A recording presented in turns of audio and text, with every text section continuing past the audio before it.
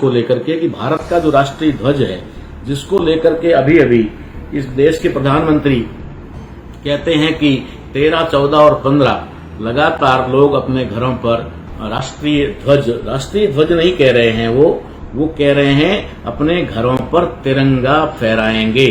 सरकार न्यायपालिका पर उनका पूरा कब्जा है और आगे चल करके उन्होंने विधायिका को पूरी तरह से, यानी कोई भी राजनीतिक पार्टी या राजसत्ता में पहुंचने वाली पार्टी ऐसी नहीं होगी जिनके ऊपर इनका पूरा कब्जा या वर्चस्व ना हो। यहाँ की मुख्यमंत्री किसको बनाना है राज्य का, ये भी पार्टी के वो लोग तय करते हैं जिनका उनके ऊपर नियंत्रण है। कोई भी व्यक्ति अपनी मर्जी से या स्वतंत्रता से वहां का सीएम नहीं बन सकता।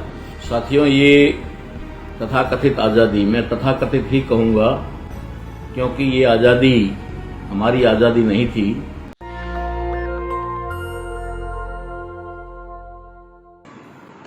आजादी का अमृत महोत्सव और उस पर होने वाली जो तिरंगा, घर घर तिरंगा का जो अभियान 13 अगस्त से 15 अगस्त तक होने जा रहा है, उसके बारे में हम लोग थोड़ी यहाँ पर चर्चा करेंगे।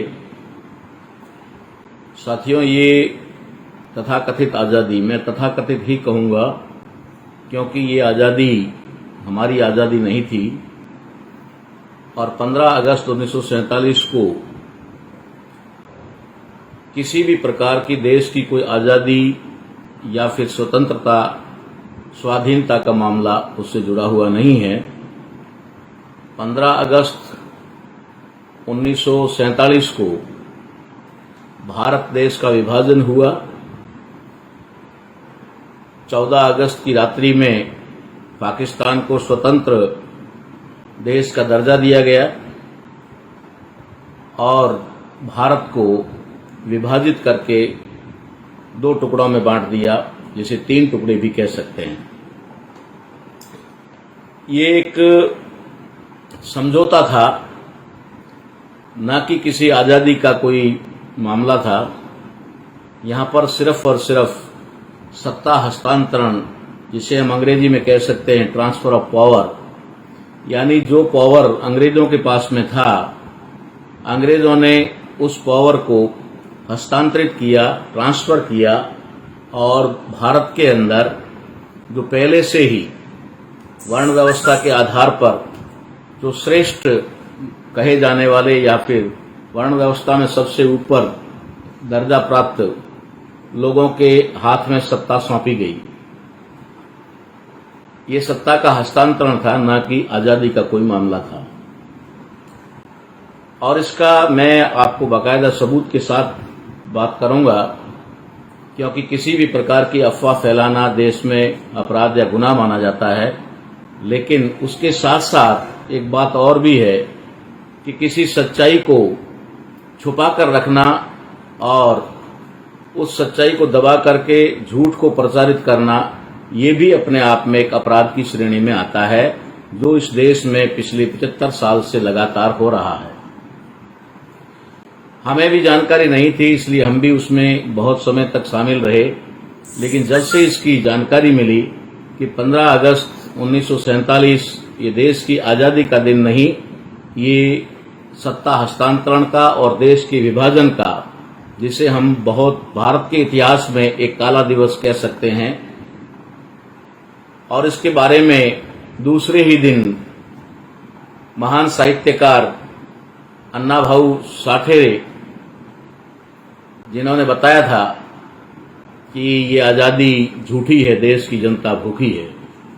इसका मतलब है कि 15 अगस्त 1947 को जो समझौता हुआ, उसमें जनता को किसी भी प्रकार का कोई अधिकार या फिर उनको किसी प्रकार के कोई हक प्राप्त नहीं हुए, बल्कि एक विशेष वर्ग जो सदियों से इस देश में शासक की भूमिका में रहा, उसी के हाथ में सत्ता आ गई। अर्थात हम सीधे शब्दों में कह सकते हैं कि एक विदेशी ने दूसरे विदेशी के हाथ में सत्ता हस्तांतरित की, ट्रांसफर ऑफ पावर किया और उनको कहा कि अब ये देश तुम्हारे हवाले है, हम तुम्हें दे करके जा रहे हैं। इसलिए 15 अगस्त 1947 को देश की आजादी का मामला न होने की वजह से इस देश के अंदर हर साल जो 15 अगस्त एक आज़ादी के महोत्सव के रूप में, एक फेस्टिवल के रूप में मनाया जाता है और खास करके सरकारी कार्यालयों में या फिर सरकारी संस्थानों में, विशेष करके विद्यालयों में जहां हमारे बच्चे शिक्षा प्राप्त करते हैं और जहां से उनको देश के लिए तैयार होना होता है, उन स्कूलों में बड़े पैमाने पे ये मनाया जाता है और वहां बच्चों को 15 दिन पहले ही ये दिमाग में डाल दिया जाता है कि आज़ादी का दिन आ रहा है, इस दिन हम लोग आज़ाद हुए थे। हम लोग आज़ाद हुए, इसके दो अर्थ होते हैं। जैसा कि बाल गंगाधर तिलक ने एक नारा दिया था कि स्वराज्य मेरा जन्म सिद्ध अधिकार है, लेकिन उन्होंने हम में ये नहीं कहा कि किसका। हम स्वराज हमारा जन्म सिद्ध अधिकार है। हमारा मतलब, उनका मतलब आज हमें समझ में आता है कि वो जन्म सिद्ध अधिकार सिर्फ और सिर्फ ब्राह्मणों का जो है जन्म सिद्ध अधिकार है। इसलिए उन्होंने कहा कि स्वतंत्रता या स्वाधीनता हमारा जन्म सिद्ध अधिकार है, स्वराज हमारा जन्म सिद्ध अधिकार है। और इस तरीके का प्रयास जो चल रहा था वो 15 अगस्त 1947 को पूरा हुआ और जो लोग अपना स्वराज चाहते थे उनको स्वराज मिल गया। इसलिए हम लोग किसी भी कीमत पर इसे अपनी और देश की आज़ादी का दिन नहीं कह सकते। ये देश की आज़ादी का दिन नहीं था, ये एक वर्ग विशेष को सत्ता हस्तांतरण का दिन था।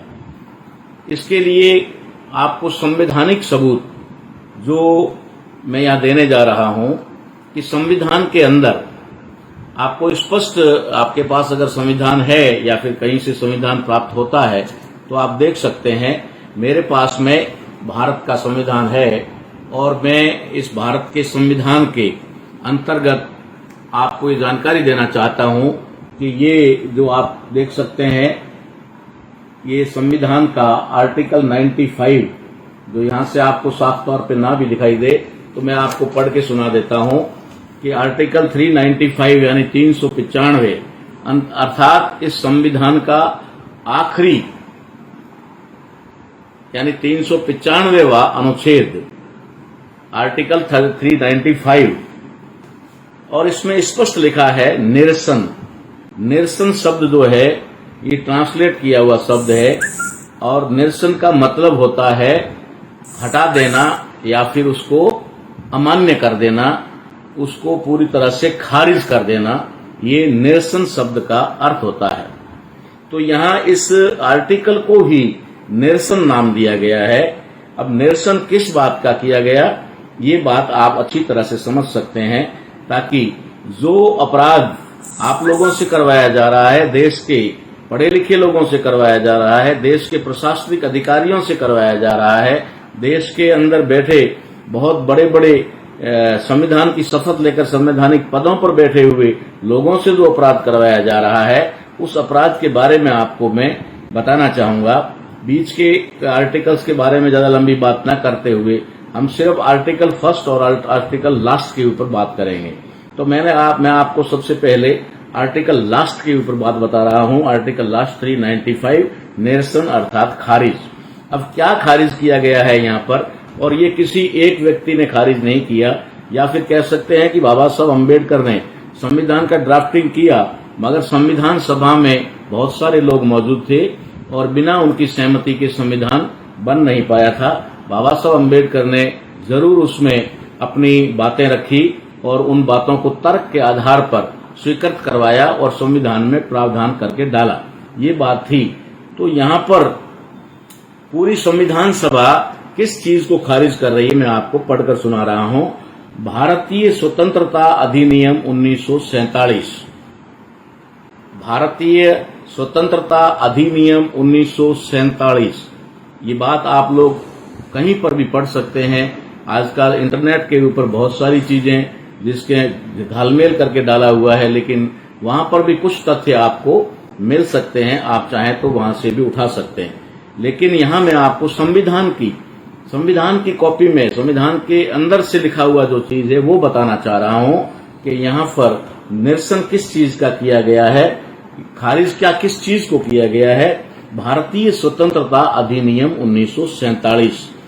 आगे किसको खारिज किया, और भारत शासन अधिनियम 1935 का पश्चात कथित अधिनियम की संशोधक या अनुपूरक सभी अधिनियमितों को के साथ जिसके अंतर्गत फ्री काउंसिल अधिकारिता उत्साधन अधिनियम 1949 नहीं है, इसके द्वारा निरसन किया जाता है। अब आप इस चीज को समझ सकते हैं क्योंकि भाषा जो है इस प्रकार से टेढ़ी मेढ़ी भाषा इस्तेमाल की गई है कि आम नागरिक या फिर बहुत विद्वान जिसको ना कहा जाए, भाषा का जानकार अगर नहीं है तो उसको भी ये चीज अच्छी तरह से समझ में नहीं आ सकती है। इसलिए मैं आपको बताना चाहता हूं कि यहाँ पर ये उल्लेख किया गया है कि 1949 अर्थात 26 नवंबर 1949 को संविधान सभा में जिस भारतीय संविधान को संविधान सभा ने स्वीकार किया, अंगीकार किया, आत्म अर्पित किया, जिसका उल्लेख भारत के संविधान के प्रीएम्बल में आखिर में है। तो ये जो संविधान 1949 को 26 नवंबर को संविधान सभा में सभी लोगों ने स्वीकार किया, एक्सेप्ट किया, उस संविधान को ही अधिनियम 1949 कहा जाता है। ये अधिनियम 1949 जिसके बारे में यहाँ उल्लेख है कि अगर संविधान के अंतर्गत कोई चीज जो संविधान के अंदर नहीं है, उस तमाम चीजों को यहाँ निरसन किया जाता है। और उसमें खास करके जो निरसन का मामला है वो है भारतीय स्वतंत्रता अधिनियम 1947, यानी कि भारत को 15 अगस्त 1947 को जो तथाकथित आजादी मिली, जिसे ये लोग अपनी आजादी कहते हैं, उसे पूरी तरह से खारिज किया, क्योंकि 15 अगस्त 1947 के दिन भारत को आजादी नहीं मिली थी, भारत के नागरिकों को आजादी नहीं मिली थी। यहाँ एक वर्ग विशेष के लोगों को जरूर अधिकार प्राप्त हो गए थे, लेकिन उसे हम लोग भारत की या भारत की जनता या भारतीय नागरिकों की आजादी नहीं कह सकते। इसलिए भारत की जो असली स्वतंत्रता है, भारत के नागरिकों की जो वास्तविक स्वतंत्रता है, वो 26 नवंबर 1949 जो संविधान दिवस है, और उसके बाद में कहा जाए तो 26 जनवरी 1950 ये स्वतंत्रता दिवस हो सकता है। तो 26 जनवरी को देश में संविधान लागू हुआ, और संविधान के लागू होते ही इस देश के अंदर पैदा होने वाले यानी पैदा हुए उस समय के प्रत्येक नागरिक को समानता का अधिकार मिला, स्वतंत्रता का अधिकार मिला, न्याय प्राप्त करने का अधिकार मिला, संपत्ति रखने का अधिकार मिला, शिक्षा प्राप्त करने का अधिकार मिला, सत्ता में भागीदारी का अधिकार मिला। ये 26 जनवरी 1950 को लागू होते ही ये अधिकार हमें मिले। तो वास्तविक जो देश और देश के नागरिकों की स्वतंत्रता है वो 26 जनवरी 1950 है, अर्थात हम लोग 26 जनवरी को हमारा असली स्वतंत्रता दिवस कह सकते हैं। लेकिन यहाँ पर देश के अंदर हर साल एक ढिंढोरा पीट करके कि इस देश के अंदर हर साल नए बच्चे पैदा होते हैं, नए बच्चे स्कूल जाते हैं, नए बच्चे स्कूल में एडमिशन लेकर के पढ़ना शुरू होते हैं, वहां से वो ज्ञान और जानकारी प्राप्त करना शुरू करते हैं। तो ऐसी स्थिति में कहीं ऐसा ना हो कि आने वाली जनरेशन धीरे धीरे ये भूल जाए कि भारत आजाद जो हुआ वो 15 अगस्त को हुआ, ये कहीं उनके जहन से निकल न जाए और ये वास्तविक जानकारी कहीं प्राप्त न कर ले कि 26 जनवरी को ही देश की वास्तविक आजादी थी, वास्तविक स्वतंत्रता थी, जो देश और देश के नागरिकों की स्वतंत्रता थी। इसलिए वे हर साल 15 अगस्त से पहले अर्थात 1 अगस्त से ही तैयारियां शुरू कर देते हैं और 15 अगस्त तक लगातार बच्चों के माध्यम से पेरेंट्स तक और आम नागरिक तक ये संदेश देना चाहते हैं कि तुम आजाद हुए हो, अर्थात तुम आजाद हो चुके हो। ये सारी बात जो कही जाती है उसके पीछे एक सबसे बड़ा जो राज है वो ये है कि आज भी संविधान के लागू होने के बावजूद भी इस देश के अंदर 72 ईयर यानी कि 72 साल के बाद में भी इस देश के लोग पूरी तरह से स्वतंत्र या आजाद नहीं हैं। इसलिए ये कहीं लोगों को अपनी गुलामी का एहसास ना हो जाए, इसलिए वो लोग 15 अगस्त को हर साल जो है आपको याद दिलाते हैं और कभी 50वें में वो स्वर्ण जयंती मनाते हैं, तो कभी वे जो 75वां भी है उसके अंदर आजादी का अमृत महोत्सव कह करके लोगों को गुमराह करने की कोशिश करते हैं। मैं संवैधानिक बात कह रहा हूं। मैं किसी हो सकता है कि उनकी अगर खुशी है, उनको ये लगता हो कि 15 अगस्त हमारी आजादी का दिन है, तो वो मनाए, हमारा कोई ऐतराज नहीं है, हम किसी को दबाव नहीं डालते। लेकिन ये आजादी का दिन आम आदमी की आजादी का दिन नहीं है, आम आवाम या आम जनता की आजादी का दिन नहीं है, इसलिए इसे आम जनता से जबरदस्ती मनवाया जाता है। ये बात मैं आपको यहाँ पर पूरी तरह एक तरह से कहा जाए तो आधिकारिक तौर पे कह रहा हूं। इसमें किसी भी प्रकार की मुझे वो बात नहीं है, झिझक नहीं है, क्योंकि मैं हकीकत आपके सामने रखने जा रहा हूं। पहली बात। दूसरी बात यह है कि देश के अंदर जो भारत का संविधान है, जिस संविधान को सभी कहते हैं कि हम मानते हैं, सभी लोग संविधान की बात करते हैं। संविधान के बारे में जब बात आती है तो एक छोटे अधिकारी से लेकर राष्ट्रपति पद पर, प्रधानमंत्री और मुख्यमंत्रियों के, राज्यपाल के पद तक बैठे हुए लोग जो है, वे लोग कहते हैं कि हाँ, हम संविधान को मानते हैं और संविधान के अनुरूप काम करते हैं, संविधान के दायरे में रह के काम करते हैं, जबकि उनको इस बात का बिल्कुल ही पता नहीं है कि वे संविधान का उल्लंघन तो पहले ही आर्टिकल के साथ में कर रहे हैं। पहले ही आर्टिकल का उल्लंघन करके वो संविधान द्रोह भी कर रहे हैं, और संविधान द्रोह अगर वो कर रहे हैं तो संविधान द्रोह का मतलब होता है राष्ट्रद्रोह। जो राष्ट्र संविधान के आधार पर चलता है, अगर उस संविधान के साथ द्रोह किया जाए, उस संविधान का उल्लंघन किया जाए, तो निश्चित तौर पे हम ये बात कह सकते हैं कि ये राष्ट्रद्रोह है। लेकिन ये राष्ट्रद्रोह कौन कर रहा है, राष्ट्रद्रोह किन लोगों से करवाया जा रहा है, ये सारी बात जानेंगे तो आपको आश्चर्य होगा कि भारत के संविधान के अंदर आर्टिकल 1, पहला ही आर्टिकल जो है वो आपके सामने है कि भारत का नाम क्या होगा, इस देश का जो है नाम क्या होगा। इस नाम को लेकर के भारत के संविधान सभा में, तत्कालीन संविधान सभा के अंदर बहुत डिस्कस और डिबेट हुई, बहुत सारी चर्चा हुई, और चर्चा होने के बाद में ये तय किया गया कि संघ और उसका जो राज्य क्षेत्र है और उसका नाम क्या होगा। तो पहला आर्टिकल, पहले ही भाग 1 का जो संघ और उसका राज्य क्षेत्र है, उसके अंदर आर्टिकल 1 यानी पहला, संघ का नाम और राज्य क्षेत्र, इसके अंदर लिखा गया है कि भारत अर्थात इंडिया राज्यों का संघ होगा। ये हिंदी में है, अंग्रेजी में इसका होता है India that is Bharat. India that is Bharat, यानी कि भारत अर्थात इंडिया। इसमें भारत शब्द पहले आया है और अर्थात के बाद इंडिया शब्द आया है, क्योंकि हम लोग भारत का संविधान लागू होने से पहले जो ब्रिटिश इंडिया था, जिसको ब्रिटिश इंडिया कहा जाता था, उस समय इस देश का नाम जो है ब्रिटिश इंडिया था, यानी ब्रिटिशरों के अंडर में जो है वो इंडिया था। तो ये इसको अंग्रेजी में अंग्रेज लोग इसको इंडिया कहते थे। तो ये इंडिया शब्द जो है ये अंग्रेजों का शब्द था और अंग्रेज इसको इंडिया कहते थे, और जो ब्रिटिशरों के अंडर था इसे ब्रिटिश इंडिया कहा जाता था। तो ये यहाँ लिखा गया है, जिसको हम लोग गौर से देखें। हमने कभी इस पर ध्यान ही नहीं दिया, क्योंकि हमने पढ़ाई अगर की तो सिर्फ नौकरी प्राप्त करने के लिए, नौकर बनने के लिए की। हमारे लोगों ने कोई बड़ा नौकर, कोई छोटा नौकर बनने के लिए पढ़ाई की, न कि उन्होंने वास्तविक पढ़ाई कभी की हो।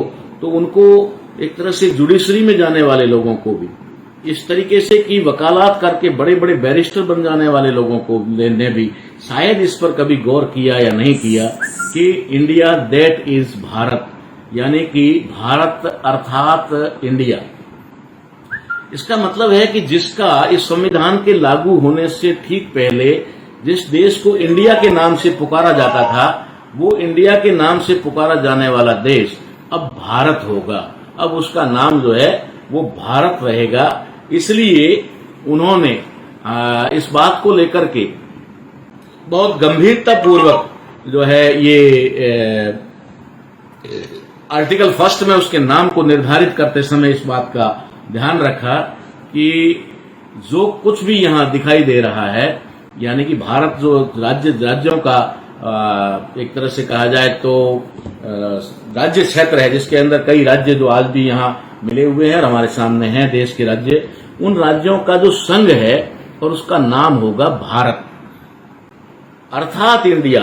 यानी कि इंडिया आप अंग्रेजी में कह दो अलग बात है, या फिर ये भी मुझे लगता है किसी कॉन्स्पिरेंसी के तहत इसका नाम अंग्रेजी में इंडिया रखा गया। हमने जब अंग्रेजों को यहां से भगा दिया या कह दिया कि अंग्रेजों से देश आजाद हो गया, तो फिर ये अंग्रेजों वाला नाम ही भारत के लिए इंडिया के तौर पे क्यों रखा गया? ये चीज एक समझने वाली बात है। कुछ चीजें ऐसी होती है जो समझनी पड़ती है, वो लिखी हुई नहीं मिलेगी आपको, और उसका तात्पर्य आपको कहीं किताबों में नहीं मिलेगा, उसका उल्लेख कहीं किताबों में नहीं मिलेगा। कुछ चीजें ऐसी होती हैं जिनको समझना होता है। अर्थात इसका मतलब है कि जब अंग्रेज यहां से चले गए तो अंग्रेजों का शासन खत्म हो गया। तो अंग्रेजों का जब शासन खत्म हो गया तो फिर उसका देश का नाम, जिस देश के ऊपर से अंग्रेजों का शासन खत्म हो गया, वो देश अब देश का नाम जो है वो अंग्रेजों के निर्धारित किए हुए नाम के आधार पर कैसे रह सकता है, ये एक बहुत गंभीरता पूर्वक समझने की बात है। इसलिए यहाँ शब्दों का जो प्रयोग किया गया, वो शब्दों का प्रयोग ये कह रहा है कि भारत अर्थात इंडिया, यानी कि जो कभी इंडिया हुआ करता था वो अब भारत है। यानी कि हमारे देश का सही नाम, वास्तविक नाम है, संवैधानिक नाम जो है वो भारत है, और हम इसे भारत कहते हैं। भारत का संविधान, भारत देश, भारत राष्ट्र ये है। लेकिन इन्होंने इसको अर्थात वाले शब्द को या में, यानी कि अंग्रेजी के और वर्ड में डाल करके इसके दो नाम कर दिए, एक भारत और एक इंडिया। यानी कि उन्होंने विदेशों में इसे आज भी इंडिया के नाम से प्रसारित रखा हुआ है। इंडिया से नाम से प्रसारित करने का सीधा मतलब है कि ये आज भी अंग्रेजों का दिया हुआ नाम, यानी अंग्रेजों के अधीन है या अंग्रेजों के मुताबिक चलने वाला देश है। ऐसी बात इसमें जो है झलकती है। इसलिए हमको समझना है कि बाबा साहब अम्बेडकर और संविधान सभा ने जब इसके नाम पर गौर किया होगा तो ये जो संघ है, राज्यों का संघ है, उसका नाम रहता है भारत।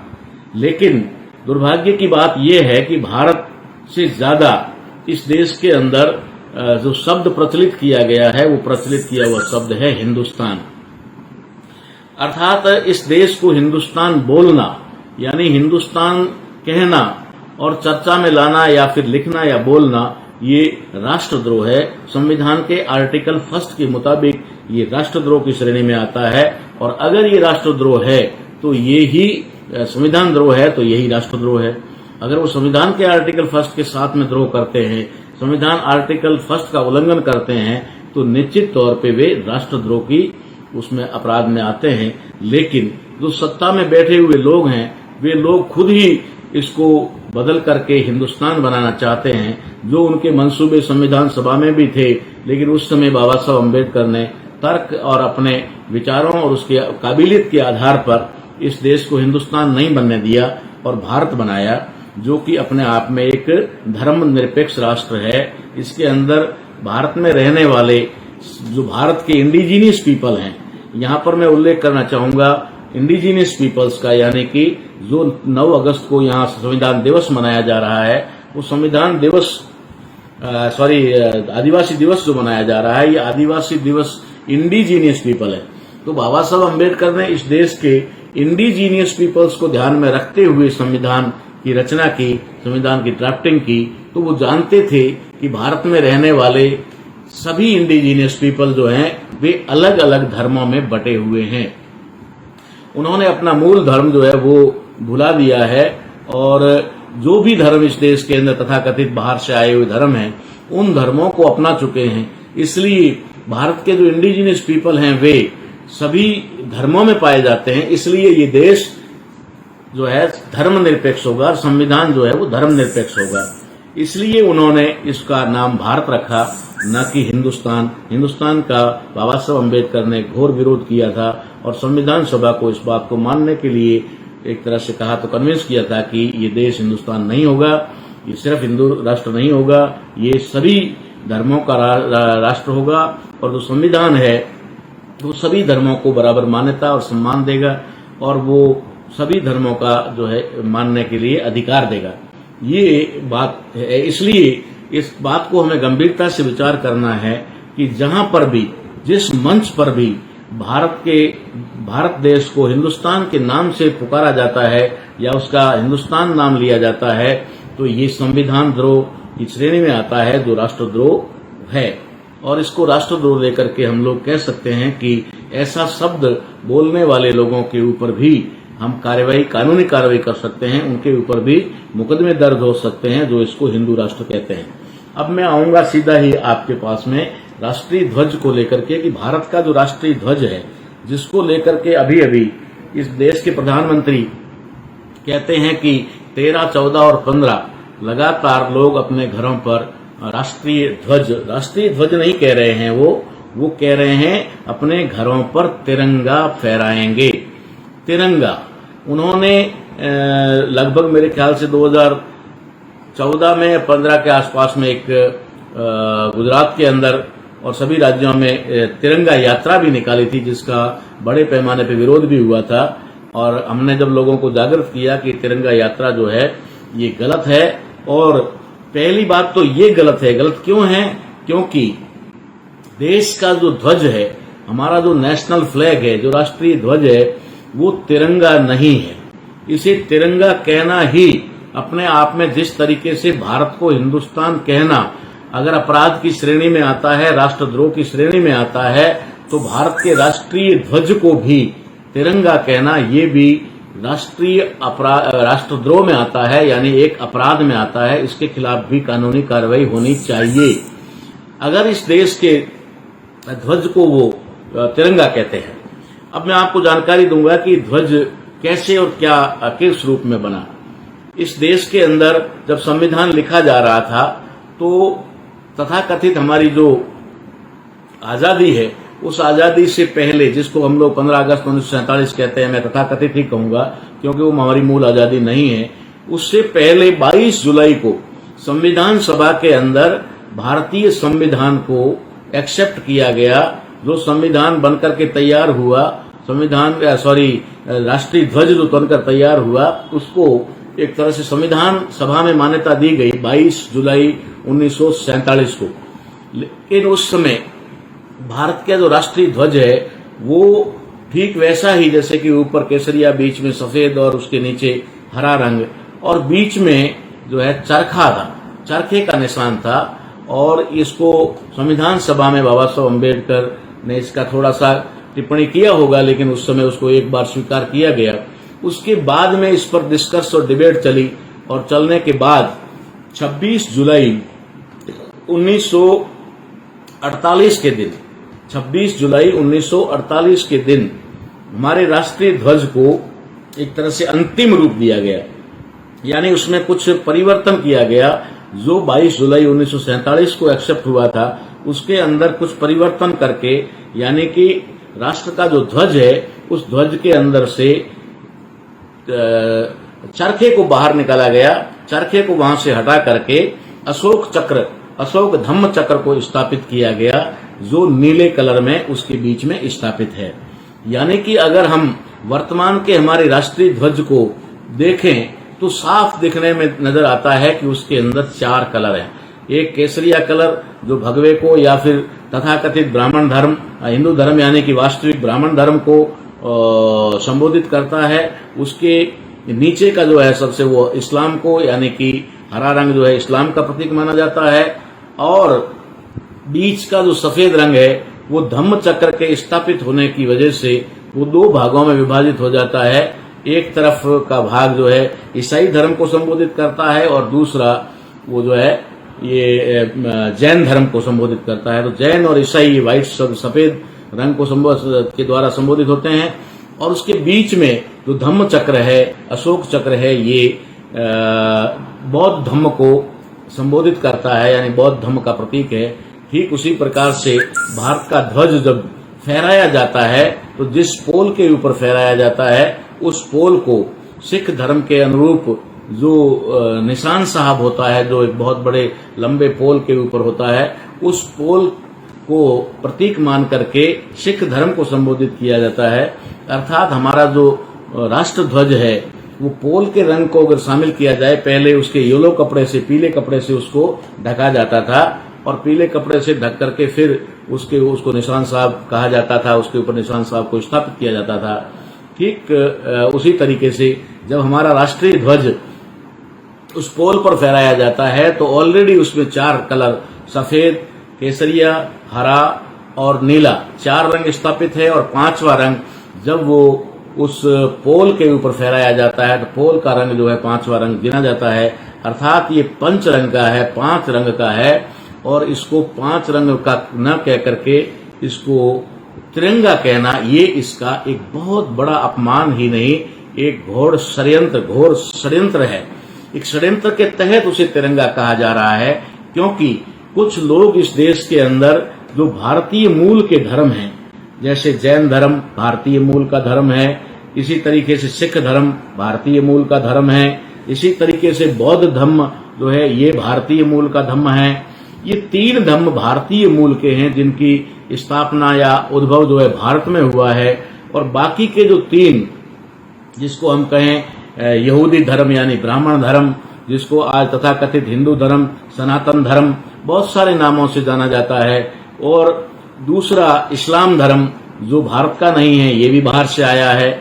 और चौथा ईसाई धर्म जो व्हाइट कलर में रखना चाह रहे हैं, ये इसको तिरंगे का नाम देकर के इसमें सिर्फ 3 धर्मों को मान्यता देने की बात है कि ये सिर्फ बाहरी 3 धर्म जो है, पहला सनातनी कहो, यहूदी कहो या ब्राह्मण धर्म जिसका केसरिया प्रतीक है, हरा रंग जो है विदेशी धर्म इस्लाम का प्रतीक है, और तीसरा जो है सफेद बीच में वो जो है ईसाई धर्म, ये भी विदेशी धर्म का प्रतीक है। तो इसे तिरंगा कह करके इसमें पूरी तरह से विदेशी धर्मों को स्थापित करने की बात है और भारत के 3 मूल धर्मों को निकालकर फेंकने की बात है। ये बात आप लोग समझ सकते हैं कि कितना बड़ा षड्यंत्र हमारे देश में चल रहा है। हमारे राष्ट्रीय ध्वज को तिरंगा कह करके, हमारे देश को हिंदुस्तान कह करके वे संविधान द्रोह ही नहीं कर रहे हैं, वो इस देश की जनता के साथ बहुत बड़ा कुठाराघात कर रहे हैं, देश की जनता के साथ में बहुत बड़ा धोखा कर रहे हैं।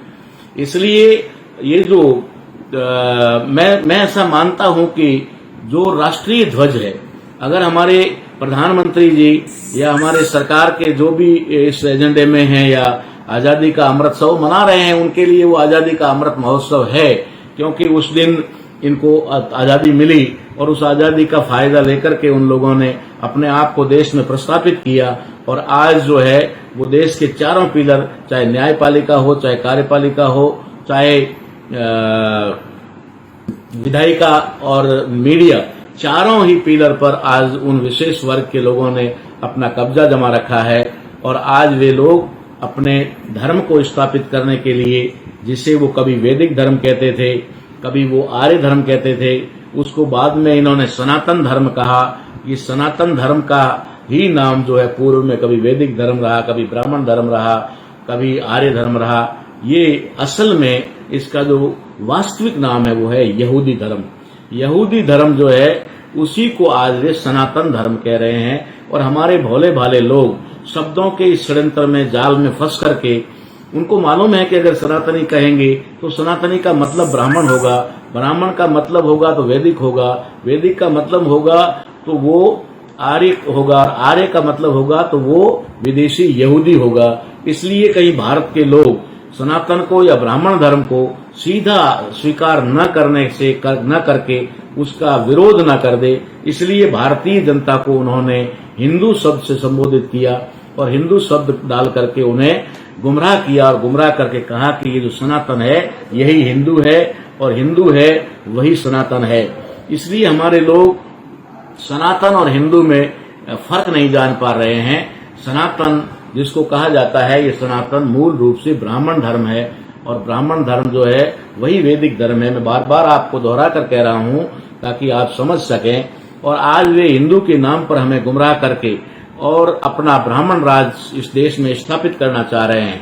वो सामाजिक तौर पर, आर्थिक तौर पर या फिर कहें तो पूरी व्यवस्था के ऊपर तो अपने आप को स्थापित कर ही चुके हैं। हमारे घर की हर गतिविधि के ऊपर उन लोगों ने अपना परचम लहरा ही दिया है कि हमारा घर में बच्चा पैदा होगा, उसका नामकरण से लेकर के उसका जो है जो जन्म संस्कार से लेकर के मृत्यु संस्कार तक उन्होंने अपना कब्जा करके रखा हुआ है, यानी हमारे पारिवारिक और सामाजिक जीवन पर ऑलरेडी उनका पहले से कब्जा है। देश के अंदर चारों पिलर जो मैंने बताया उनके ऊपर उनका कब्जा है। आप अपनी नजरों से देख सकते हैं, मीडिया के अंदर आप देख सकते हैं कि कौन लोग जो है मीडिया को चला रहे हैं, कौन लोग उसके एडिटिंग कर रहे हैं, कौन लोग उसके संवाददाता हैं, कौन लोग उसके रिपोर्टर हैं। यहां तक कि कैमरामैन भी आपको हमारा आदमी नहीं मिलेगा। ये एक जानने और समझने वाली बात है। न्यायपालिका को हम देखें तो वहां पर 97% हाई कोर्ट्स और सुप्रीम कोर्ट के जजेस जो हैं वो उसी वर्ग से वहां पर बैठे हुए हैं। कोई हमारा आदमी वहां पर इक्का दुक्का या 3% लोग SC ST OBC माइनॉरिटी में से होंगे। तो इस प्रकार न्यायपालिका पर उनका पूरा कब्जा है। और आगे चल करके उन्होंने विधायिका को पूरी तरह से, यानी कोई भी राजनीतिक पार्टी या सत्ता में पहुंचने वाली पार्टी ऐसी नहीं होगी जिनके ऊपर इनका पूरा कब्जा या वर्चस्व ना हो। यहाँ की मुख्यमंत्री किसको बनाना है राज्य का, ये भी पार्टी के वो लोग तय करते हैं जिनका उनके ऊपर नियंत्रण है।